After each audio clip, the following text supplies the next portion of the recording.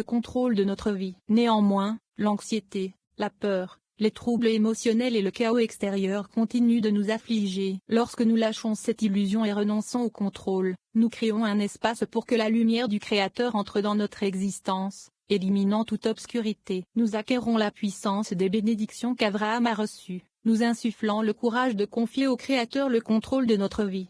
32. Et je ferai de toi une grande nation. Béréchit 12 2.2. Et je ferai de toi et lié au verset sort de chez toi. Et je te bénirai et lié au verset de ton pays. Et je rendrai ton nom grand et lié au verset et de ta famille. Et tu seras une bénédiction et lié au verset et de la maison de ton père. 33. Rabbi Shimon n'est pas d'accord, et dit que le verset et je ferai de toi une grande nation et l'illumination du côté droit, que je te bénirai et l'illumination du côté gauche, que je rendrai ton nom grand et l'illumination de la colonne centrale, et que tu seras une bénédiction et du côté de la terre d'Israël, du côté de la Nukva, qui est appelée la terre d'Israël. Voici donc un trône qui a 4 pieds, qui étaient tous inclus dans Abraham. Les 3 colonnes Zed, Gvura, et Tiferet sont 3 jambes, le Nukva est la 4e jambe. Ce sont les 4 pieds du trône supérieur, qui est Bina. À partir d'ici, les bénédictions sont pour les autres qui sont reconstitués à partir d'ici. Il s'agit d'autres personnes qui sont bénies pour lui, comme il est écrit, « Je bénirai ceux qui te bénissent et je maudirai ceux qui te maudissent, et en toi seront bénies toutes les familles de la terre. » 7. Et aux méchants leur lumière est retenue lorsqu'une personne se comporte de manière négative, elle se déconnecte immédiatement de la lumière du Créateur. De plus, les actes négatifs bloquent et empêchent également un individu de recevoir toute lumière spirituelle de la part des âmes justes qui sont dans ce monde pour partager leur lumière avec toute l'humanité. La pertinence de ce passage de chaque acte de comportement négatif peut être comparée au fait de draper une couche de tissu sur une lampe. La vie s'assombrit progressivement. Nous enlevons ces voiles de nous-mêmes à travers les lettres et les leçons de cette section afin de pouvoir recevoir toute la lumière qui est toujours présente de la part des âmes pieuses qui habitent parmi nous dans notre génération.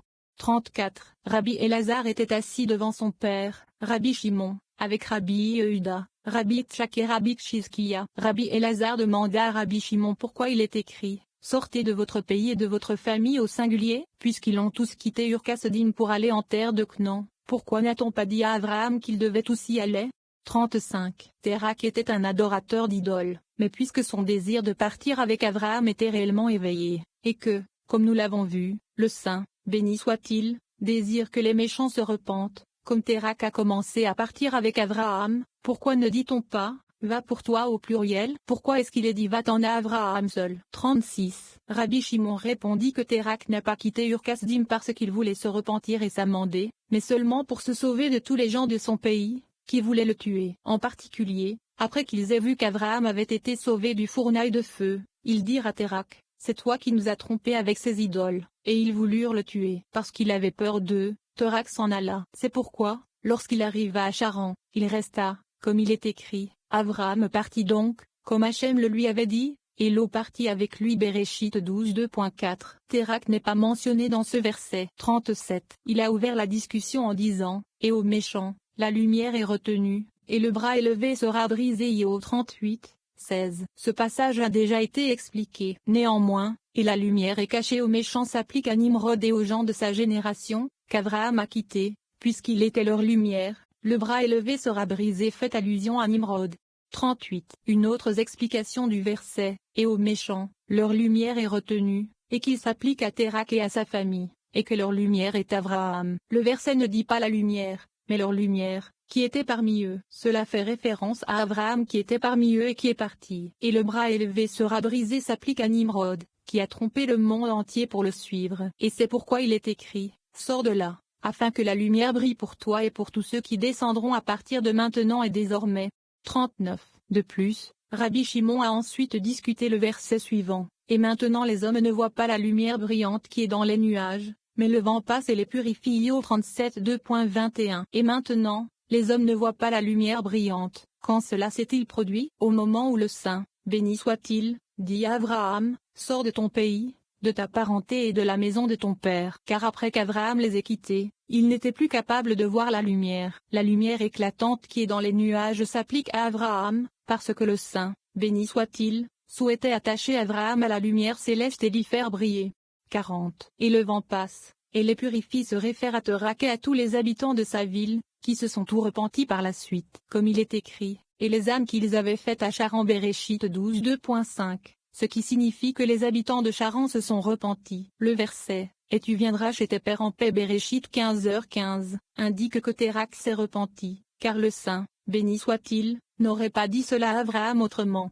8. Et je ferai de toi une grande nation B, à chaque début, à chaque ouverture, à chaque moment de la semence, des forces obscures sont présentes dont le seul objectif est d'entacher, d'influencer négativement et de maudire tout ce qui viendra par la suite. Le Zohar révèle le processus par lequel nous pouvons briser ces malédictions et éliminer tous les facteurs négatifs. La pertinence de ce passage de les nouveaux projets et les nouveaux départs dans notre vie commence avec beaucoup d'optimisme et d'espoir. Quoi qu'il en soit, des forces négatives invisibles infectent souvent le niveau des semences, conduisant à des rêves brisés et à des objectifs non réalisés. Nous recevons le pouvoir de briser notre propre nature négative et les forces négatives autour de nous qui tentent de maudire les nouveaux départs dans notre vie. Citerai Torah, Torah cachée, 41. Il y a 7 bénédictions qui apparaissent dans ce passage. La première, et je ferai de toi une grande nation. La deuxième, et je te bénirai. La troisième, et je rendrai ton nom grand. 4. Et tu seras une bénédiction. 5. Et je bénirai ceux qui te béniront. 6. Et je maudirai celui qui te maudira. Et 7.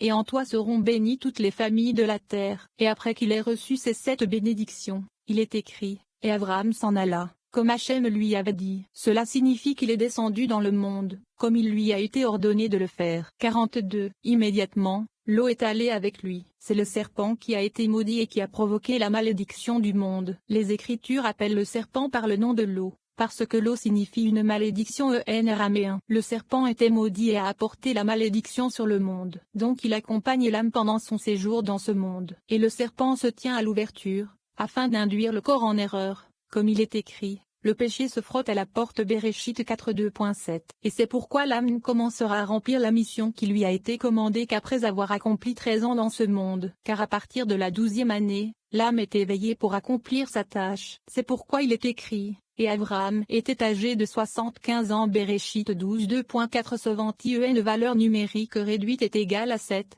et 7 et 5 sont égaux à 12. Alors l'âme quitte le Charan, qui est l'équipo, et s'éveille pour servir Hachem et accomplir la tâche qui lui est assignée. 43. Et puis après 12 ans, l'âme peut être vue dans ce monde, parce qu'elle vient des 5 ans, qui sont les 500 parasangs de l'arbre de vie. Elle est alors reconnue comme une progéniture de Zahir Ampin, qui est appelée l'arbre de vie, qui est 500 parasangs marche, et 70 ans se réfèrent au même arbre, qui est le 7e parmi les grades, à savoir, le Nukva, qui est le sepsim séphira parmi les 7 séphirotes, Zed, Gvura, Tiferet, Netza, Od, Yuzod, et Malkout. Et alors l'âme est reconnue comme la progéniture de Zahir Ampim et de la Nukva. 44. Alors l'âme s'éloigne de la souillure du serpent et entre dans l'œuvre sainte. Et c'est ainsi qu'il est écrit, lorsqu'il s'éloigna de Charan, de la colère et de l'agression de Satan, qui jusqu'ici avait régné sur le corps en le trompant.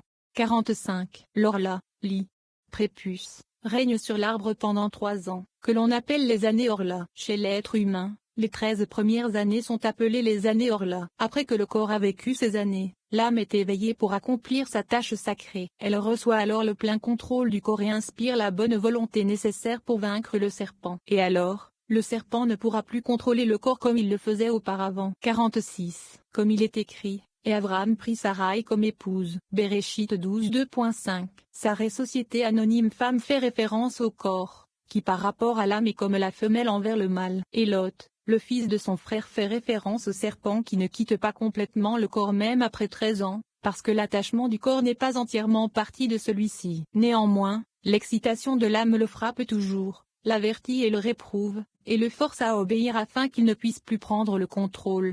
47. Et toute leur substance qu'ils avaient rassemblée, fait référence aux bonnes actions qu'une personne accomplit dans ce monde en raison de l'éveil de l'âme. Et les âmes, Nefesh, qu'ils avaient faites dans Charan, se réfèrent à ce Nefesh qui, au début, était attaché au prépuce du corps et s'y accrochait et qui, plus tard, a été modifié par le Neshama. Il est décrit par les mots et le Nefesh qu'ils avaient fait dans le Charan, qui font référence au Nefesh du désir, qui ressent un grand attachement à la convoitise du corps et au clipo. Ainsi, après 13 ans, lorsque la Neshama est éveillée pour amender le corps, la Neshama et le corps amendent tous deux ce Nefesh qui a participé au dur jugement du serpent et à ses mauvais désirs. Comme il est écrit, et le Nofège qu'ils avaient fait dans Charan. La raison pour laquelle ils avaient fait est écrite au pluriel et qu'elle fait référence à la Neshama et au corps, qui ensemble amendent le Nofège, la Neshama en éveillant le corps, et le corps par ses bonnes actions. 48. Avec tout cela, la Neshama continue d'attaquer le serpent afin de le briser, pour qu'il se rende et soit asservi sous l'influence du repentir. C'est pourquoi il est écrit, et Abraham traversa le pays jusqu'au lieu de Sichem Bereshit 12 2.6, car Sichem est le lieu de résidence du Shechina, et c'est parce que le pouvoir du serpent a déjà été complètement brisé par la Neshama. Fin du Sitré Torah. 9. Abraham partit donc, comme Hachem lui avait dit. Il est expliqué que chaque homme a des anges qui l'accompagnent partout, enregistrant chaque action et acte, petit et grand. Le jour du jugement dernier est ensuite décrit par le Zohar. Les anges apparaissent à ce moment-là et présentent une liste de toutes nos actions, positives et négatives, afin que nous puissions les reconnaître. Le Zohar poursuit en déclarant que, même si les actions d'une personne sont négatives, nous ne devons jamais les rejeter et les ignorer. La pertinence de ce passage: la nature de l'humanité est d'ignorer ou de justifier son comportement insensible et intolérant. Quoi qu'il en soit, nous sommes finalement tenus responsables de tous nos actes. Ce passage nous permet de prendre conscience de la gravité et de la sévérité de notre comportement négatif, même le plus infime. Cela nous incitera à traiter les autres avec la même compassion et la même tolérance que nous souhaitons. 49. Rabbi Elazar a dit, « Venez et voyez, il n'est pas écrit, Abraham s'en alla donc, comme Hachem lui avait parlé, mais plutôt qu'Abraham s'en alla, lit. Allah, Eb. Vaille-le, comme il est écrit, sortez Eb. Le clocha. Ceci est écrit ainsi car ils étaient déjà partis, comme il est écrit, et ils sortirent avec eux de Ur-Kasdim pour aller au pays de Canaan. Par conséquent, il est écrit, partir plutôt que partir. 50. Comme Hachem lui avait dit. Ceci signifie selon toutes les promesses qu'il lui a faites. Les mots, et Lot alla avec lui, signifie que Lot accompagna Abraham pour apprendre de son comportement. Même ainsi, Lot n'a pas appris grand-chose. Rabbi Elazar a dit, heureux les justes qui étudient les voies du Saint, béni soit-il, afin de les suivre et d'être dans la crainte de lui, dans la crainte de ce jour de jugement où l'homme devra rendre compte de ses actes devant le Saint, béni soit-il. 51. Il a ouvert la discussion en disant, il scelle la main de chacun, afin que tous les hommes qu'il a fait connaissent son œuvre. Io 37 2.7. Ce passage a déjà été expliqué. Mais venez et regardez, lorsque les jours de l'homme sont terminés et qu'il est sur le point de quitter ce monde, le jour où le corps est brisé et où l'âme doit le quitter, alors il est permis à cette personne de voir ce qu'elle n'a pas pu voir lorsque le corps était aux commandes, et elle comprend les choses complètement. 52. Trois messagers se tiennent au-dessus de lui et font le compte de ses jours, de ses péchés et de tout ce qu'il a fait en ce monde. Et il avoue ouvertement tout, et après cela il signe de sa main le compte rendu, le compte. Comme il est écrit, il scelle la main de chaque homme. 53. Et tous les actes et les péchés sont signés de sa main, de sorte qu'un homme peut être jugé pour toutes ses actions dans ce monde, les anciennes et les récentes, les anciennes et les nouvelles, pas même une seule d'entre elles n'est oubliée. C'est pourquoi il est écrit, afin que tous les hommes qu'il a créés connaissent son œuvre. De la même manière que toutes les actions qu'il a commises dans ce monde étaient ensemble dans son corps et dans son esprit, il doit en rendre compte pendant qu'il est encore ensemble dans son corps et dans son esprit, avant de quitter ce monde. 54. Venez et regardez, de même que les pécheurs ont la nuque raide en ce monde, de même ils ont la nuque raide lorsqu'ils sont sur le point de quitter ce monde. C'est pourquoi, heureux celui qui étudie les voies du Saint, béni soit-il, pendant qu'il est dans ce monde, afin de les suivre. Mais le méchant, même s'il voit ses justes, raidit son cou et refuse d'apprendre d'eux. 55. C'est pourquoi le juste doit s'accrocher à lui et ne pas le lâcher, même si le méchant raidit son cou. Le juste doit le tenir fermement par la main et ne pas le laisser seul, car s'il le laisse partir, le méchant ira à détruire le monde. 56. Venez et regardez, nous voyons des exemples dans le cas d'Élisée qui repoussa Gehazi, et dans le cas d'Abraham et de Lot. Tant que Lot était avec Abraham, Lot ne fréquentait pas les méchants. Mais dès qu'il le quitta, il est écrit, puis Lot choisit toute la plaine de Yarden, Jourdain, et planta sa tente vers Sodome. Bereshit 13 2.11-12, suivi de les hommes de Sodome étaient méchants et pécheurs devant Hachem. Alexei Bidem 13. Nous voyons donc qu'il s'est joint aux méchants. 57.